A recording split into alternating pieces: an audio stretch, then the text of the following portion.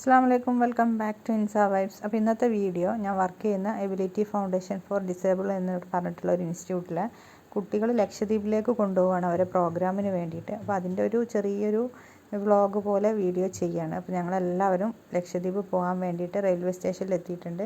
ആദ്യം ഞങ്ങൾ ഗോവയിലേക്ക് പോയിട്ട് അവിടെ നിന്നാണ് ഫ്ലൈറ്റിന് പോകാൻ തീരുമാനിച്ചിട്ടുള്ളത്. അപ്പോൾ ഞങ്ങൾ റെയിൽവേയിൽ ട്രെയിനിന് വെയിറ്റ് ചെയ്തുകൊണ്ടിരിക്കുകയാണ്. ഇതിൽ ബ്ലൈൻഡ് ആയിട്ടുള്ള കുട്ടികളും വീൽ ചെയർ ആയിട്ടുള്ള കുട്ടികളെയാണ് കൊണ്ടുപോകുന്നത്. ഇതൊരു ഡിസേബിൾ ആയിട്ടുള്ളൊരു ഇൻസ്റ്റിറ്റ്യൂട്ടാണ്. ഇപ്പോൾ ഞാൻ അതിലാണ് വർക്ക് ചെയ്യുന്നത്. അതുകൊണ്ടാണ് കൂടുതൽ സ്റ്റിച്ചിങ് വീഡിയോസൊന്നും എനിക്ക് ഇടാൻ പറ്റാത്തതും. അപ്പോൾ ഞങ്ങൾ ട്രെയിൻ വന്നുകൊണ്ടിരിക്കുന്നുണ്ട്. ഇത് ലക്ഷദ്വീപ് എക്സ്പ്രസ് ആണ്. ഇതിൽ നേരിട്ട് ഗോവയിൽ പോയിട്ട് ഇറങ്ങും. അവിടുന്ന് മോർണിംഗ് ആണ് ഞങ്ങൾക്ക് ഫ്ലൈറ്റ് ഉള്ളത് ലക്ഷദ്വീപിലേക്ക്. അപ്പോൾ ഞങ്ങളുടെ ഒരു യാത്രാ വിവരണങ്ങളും കാര്യങ്ങളും അവിടുത്തെ പ്രോഗ്രാമും ലക്ഷദ്വീപിലെ ചെറിയ ചെറിയ കാഴ്ചകളൊക്കെയാണ് ഞാൻ ഈ വീഡിയോയിലൂടെ കാണിക്കുന്നത്. ഞങ്ങളൊരു 26 പേരുണ്ടായിരുന്നു. ഞങ്ങൾ 26 പേരും ട്രെയിനിൽ കയറി പിറ്റേന്ന് പുലർച്ചെ ആയപ്പോഴാണ് ഞങ്ങൾ എയർപോർട്ടിൽ എത്തുന്നത്. പുലർച്ചയ്ക്ക് എയർപോർട്ടിൽ എത്തണമെങ്കിൽ ആദ്യം ഞങ്ങളൊരു 1.5 മണിക്കൂർ ബസ്സിൽ യാത്ര ഉണ്ടായിരുന്നു ഞങ്ങൾക്ക്. അങ്ങനെ എയർപോർട്ടിൽ എത്തി കഴിഞ്ഞപ്പോൾ ഞങ്ങൾ കുറച്ച് ലേറ്റ് ആയിരുന്നു. ട്രെയിൻ ഒരു 1 അവർ ലേറ്റ് ആയത് കാരണം ഫ്ലൈറ്റ് ഞങ്ങൾക്ക് വേണ്ടി വെയിറ്റ് ചെയ്തു എന്ന് വേണം പറയാൻ. കാരണം ചെക്കിങ്ങിനും കാര്യത്തിനും ഇങ്ങനെയുള്ള വീൽ ചെയറും ഡിസേബിൾ അതിൻ്റേതായ ഓരോ പ്രൊസീജിയറുകൾ ഉണ്ടായിരുന്നു. അപ്പോൾ അതൊക്കെ കഴിഞ്ഞ് ഞങ്ങൾ ഫ്ലൈറ്റിലെത്താൻ ഇച്ചിരി ലേറ്റായി. ഫ്ലൈറ്റും ലേറ്റായി. അന്നൊരു 3/4 മണിക്കൂറോളം ഞങ്ങൾക്ക് വേണ്ടി ഫ്ലൈറ്റ് വെയിറ്റ് ചെയ്തിരുന്നു. നല്ല സപ്പോർട്ടായിരുന്നു എയർപോർട്ടിലുള്ളവരാണെങ്കിലും സ്റ്റാഫും കാര്യങ്ങളൊക്കെ. ഞങ്ങൾ ഫുൾ സപ്പോർട്ട് ഉണ്ടായിരുന്നു. അവർ നല്ലൊരു വെൽക്കം തന്നെ ആയിരുന്നു കേട്ടോ. ഈ ഒരു ഡിസേബിളുള്ള ആളുകളെ എത്രത്തോളം അവർ സന്തോഷമായിട്ട് സ്വീകരിച്ചു എന്നുള്ളതായിരുന്നു. ഞങ്ങൾക്ക് ചെക്കിങ്ങിലൊക്കെ നല്ല രീതിയിൽ മുന്നോട്ട് പോകാൻ പറ്റി. ഒരു തടസ്സവും ഉണ്ടായിരുന്നില്ല. ഫ്ലൈ 91 എന്ന ഫ്ലൈറ്റിലായിരുന്നു ഞങ്ങൾ പോയിട്ടുണ്ടായിരുന്നത് ലക്ഷദ്വീപിലേക്ക്. ഇത് നേരെ അഗത്തിയിലേക്കാണ് പോവുക. അഗത്തിയിലാണ് ലക്ഷദ്വീപിലാകെ ഒരു എയർപോർട്ടായിട്ടുള്ളൂ. അത് അഗത്തിയിലാണ്. അപ്പോൾ അഗത്തിയിലേക്കാണ് ഞങ്ങൾ പോകുന്നത്. അവിടുന്ന് ഞങ്ങൾ കവരത്തിയിലേക്ക് പോവുകയാണ് ചെയ്യുന്നത്. പ്രോഗ്രാമും കാര്യങ്ങളൊക്കെ കവരത്തി പഞ്ചായത്തിൽ വെച്ചിട്ടായിരുന്നു ഷെഡ്യൂൾ ചെയ്തിട്ടുണ്ടായിരുന്നത്. അത് കഴിഞ്ഞ് ഞങ്ങൾ ഫ്ലൈറ്റിലേക്ക് കയറുന്നതിൽ വീൽ ചെയർ ഒരു 3 പേരുണ്ടായിരുന്നു. അവർക്ക് കുറച്ച് ബുദ്ധിമുട്ട് അധികമായിരുന്നു. മൊത്തം 6 പേരാണ്. പക്ഷെ അതിൽ ചിലരൊക്കെ ചെറുതായിട്ട് കൈയിൻ്റെ സപ്പോർട്ടൊക്കെ വെച്ചിട്ട് നടന്ന് കയറുന്നവരായിരുന്നു. അപ്പോൾ അവരൊക്കെ അങ്ങനെ കയറിപ്പോയി. പക്ഷെ 3 പേർക്ക് വീൽ ചെയർ വെച്ചിട്ട് തന്നെ കൊണ്ടുപോകണമായിരുന്നു. അപ്പോൾ അവർക്ക് ചെറിയ വീൽ ചെയറിലേക്ക് അവരെ ചേഞ്ച് ചെയ്തിട്ടാണ് ഫ്ലൈറ്റിലേക്ക് മാറ്റിയിട്ടുണ്ടായിരുന്നത്. അതൊക്കെ കഴിഞ്ഞതിന് ശേഷം ബാക്കി ഞങ്ങൾ സ്റ്റാഫുകളും കയറി. ഞങ്ങൾ കുറച്ച് സ്റ്റാഫുകൾ ഉണ്ടായിരുന്നു കൂടെ. അവരെ ഹെൽപ്പായിട്ടും ബാക്കിയുള്ള കാര്യങ്ങളൊക്കെ ആയിട്ട് എല്ലാവരും കയറി കഴിഞ്ഞാൽ ഞങ്ങളും കയറി. എല്ലാവരെയും അവരെ സീറ്റിലിരുത്തി. പിന്നെ ബ്ലൈൻഡ്സ് ആയിട്ടുള്ളവരെ നമ്മൾ സീറ്റ് കാണിച്ചു കൊടുത്ത് അവരെ അവരുടെ പൊസിഷനിൽ കൊണ്ട് ഇരുത്തുകയൊക്കെ ചെയ്തു. പിന്നെ ആസ് യൂഷ്വൽ അവരുടെ ഇൻസ്ട്രക്ഷനും കാര്യങ്ങളൊക്കെ നടക്കുന്നുണ്ടായിരുന്നു. അതൊക്കെ കഴിഞ്ഞു. അവർ എല്ലാവരും പൊസിഷനിൽ ഇരുന്നു. ബെൽറ്റ് ഇടാനൊക്കെ പറഞ്ഞു.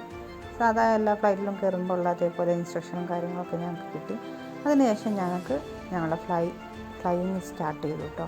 അപ്പോൾ ഒരു വല്ലാത്തൊരു അനുഭവമായിരുന്നു. കാരണം ഓൾറെഡി പോയിട്ടുണ്ടെങ്കിൽ പോലും ഇതുപോലെ ഒരു യാത്ര ആദ്യമായിട്ടാണ്. മീൻസ് ലക്ഷദ്വീപിലേക്ക് എന്ന് പറയുമ്പോൾ അത് വല്ലാത്തൊരു ഫീലിംഗ് ആണ്. എല്ലാവർക്കും ഒരുപാട് ആഗ്രഹമുള്ളൊരു സ്ഥലമാണ് ലക്ഷദ്വീപ് കാണുക എന്നുള്ളത്. അത് ഞങ്ങൾക്ക് ഈ ഒരു എബിലിറ്റിയുടെ ഒരു സ്റ്റാഫായതിൻ്റെ പേരിൽ ഞങ്ങൾക്ക് കിട്ടുകയാണ്. അത് വല്ലാത്തൊരു ഭാഗ്യമാണ്. എന്താ പറയുക, മഞ്ഞ് മൂടി നിൽക്കുന്ന ആ ഒരു മഞ്ഞെല്ലാം നമുക്ക് കാണുമ്പോൾ ഐസ് പോലെ തോന്നുന്ന രീതിയിൽ മേഘങ്ങൾ കൂടി നിൽക്കുകയാണ്. അപ്പോൾ അത്രയും ഭംഗിയിൽ നമുക്ക് കാണാൻ പറ്റുന്നുണ്ടായിരുന്നു. നല്ല സൂര്യൻ്റെ പ്രകാശം ഉണ്ടായിരുന്നു കേട്ടോ. മീൻസ് ഞങ്ങളെന്താ വെച്ചാൽ രാവിലെ സമയത്തായിരുന്നു ഫ്ലൈറ്റ് പോയിക്കൊണ്ടിരിക്കുന്നത്. അതുകൊണ്ട് തന്നെ ഞങ്ങൾക്ക് ലക്ഷദ്വീപൊക്കെ എത്തുന്ന സമയത്ത് ആ ഒരു കാഴ്ച കാണാൻ വല്ലാത്തൊരു ഭംഗിയായിരുന്നു ആ ഒരു സമയത്ത്.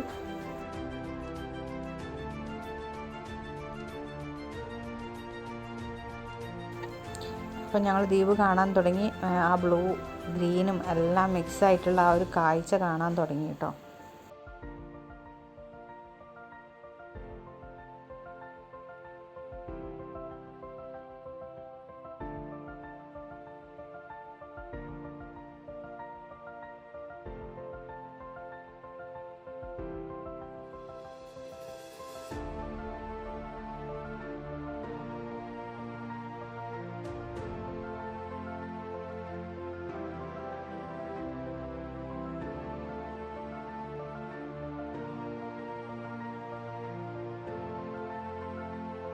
ഞങ്ങൾ അഗത്തി എയർപോർട്ടിലെത്തി.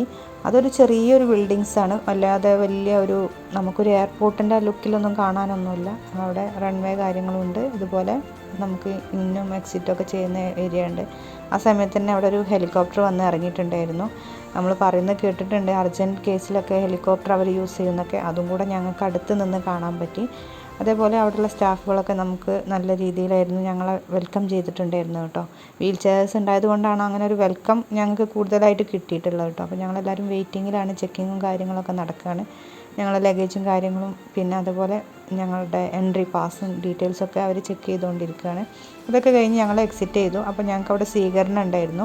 അവിടെയുള്ള ഡിസേബിൾ ആളുകൾക്ക് വേണ്ടി പ്രവർത്തിക്കുന്ന ആളുകളുടെ ഒരു വെൽക്കം ഞങ്ങൾക്കുണ്ടായിരുന്നു.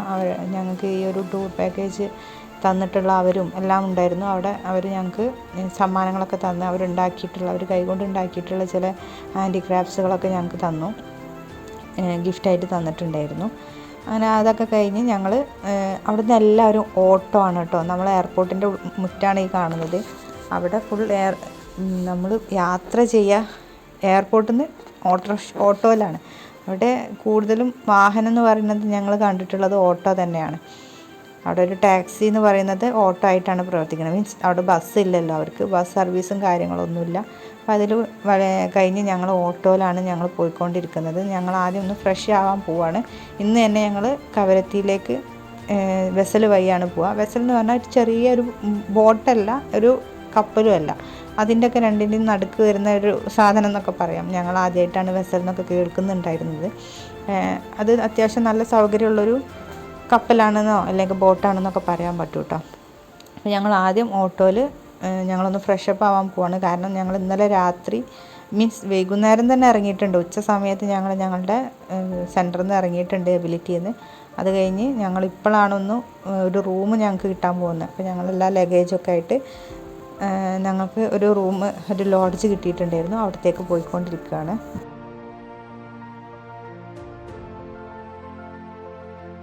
ഇത് അവിടുത്തെ സ്കൂളാണ്. അവിടുത്തെ കുട്ടികൾ അധികം യാത്ര ചെയ്യുന്നത് സൈക്കിളിലാണ്, കേട്ടിട്ടുണ്ട്. അപ്പം സ്കൂളിൻ്റെ മുറ്റം മുഴുവൻ സൈക്കിൾ നിർത്തി വെച്ചിരിക്കുകയാണ്.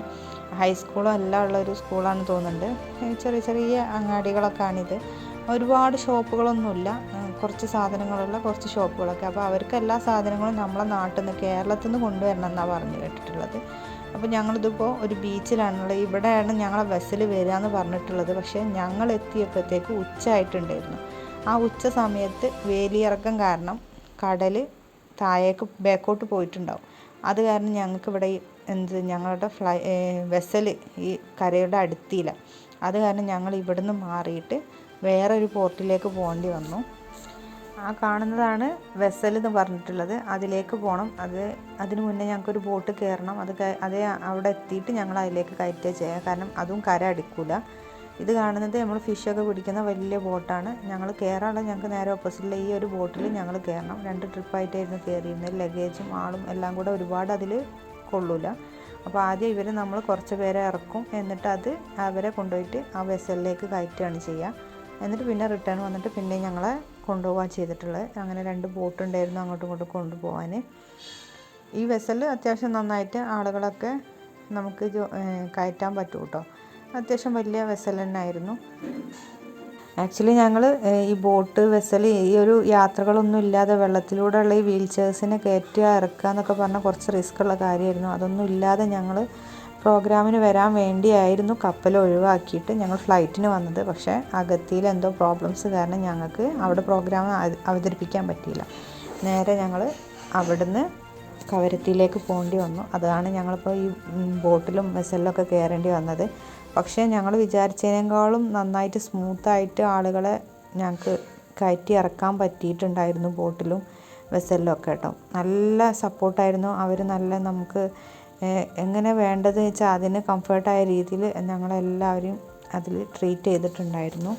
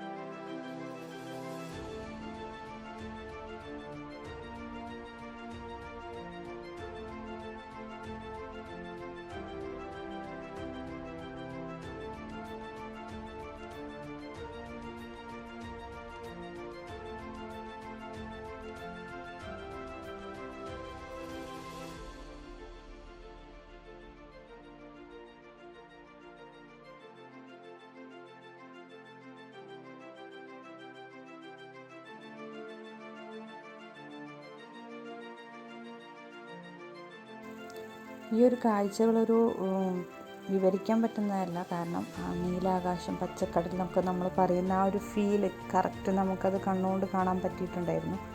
അപ്പോൾ ഇതൊക്കെ ജസ്റ്റ് നമുക്ക് കണ്ട് തന്നെ ആസ്വദിക്കേണ്ട ഒരു കാഴ്ച തന്നെയാണ് കേട്ടോ. ലക്ഷദ്വീപിലേക്ക് പോകുമ്പോൾ കപ്പലിൽ പോകണം എന്നുള്ളതാണ് ഞങ്ങൾക്ക് തോന്നിയിട്ടുള്ളത്. ഫ്ലൈറ്റിലും പോകണം, അവിടെ നിന്ന് കാണുന്ന കാഴ്ച വേറെ തന്നെയാണ്. ഇതുപോലൊരു ചാൻസ് ഇട്ട് ഇങ്ങനെയും പോകാൻ പറ്റണം. അപ്പോൾ ഇത് കഴിഞ്ഞ് ഞങ്ങൾ നേരെ കവരത്തിയിലേക്ക് അടുക്കുകയാണ് ചെയ്യുക ഇനി. അപ്പോൾ ആ കവരത്തിയിലേക്ക് ഞങ്ങൾ ചെല്ലുന്ന സമയത്ത് ഒരു സർപ്രൈസായിരുന്നു ഞങ്ങൾക്ക് കേട്ടോ. ഒരു വല്ലാത്തൊരു സർപ്രൈസായിപ്പോയി. കാരണം അവിടെ ഞങ്ങളെ അത്രയ്ക്കും വെൽക്കം ചെയ്യുന്നുണ്ടായിരുന്നു. ആളുകളെല്ലാം കൂടി നിന്നിട്ട് ഞങ്ങൾ വരുന്നത് വെയിറ്റ് ചെയ്ത് നിൽക്കുകയായിരുന്നു. ഞങ്ങൾ പ്രതീക്ഷിതേ അല്ലായിരുന്നു. കാരണം പെട്ടെന്നുണ്ടായതായിരുന്നു കവരത്തിയിലേക്കുള്ള വരവ്. അതും കൂടെ ഞങ്ങൾക്ക് വല്ലാത്തൊരു സർപ്രൈസായിരുന്നു.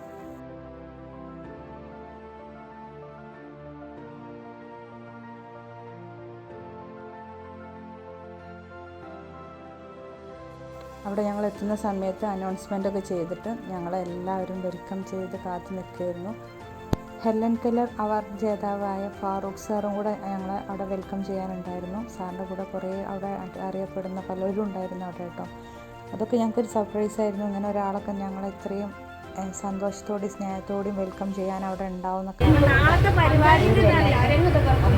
അവിശ്വസനീയ കലാവിരുന്ന് ആസ്വദിക്കാൻ മുഴുവൻ കലാസ്വാദകരെയും നാളെ വൈകുന്നേരം പഞ്ചായത്ത് സ്റ്റേജിലേക്ക് ഹൃദ്യമായി സ്വാഗതം ചെയ്യുന്നു.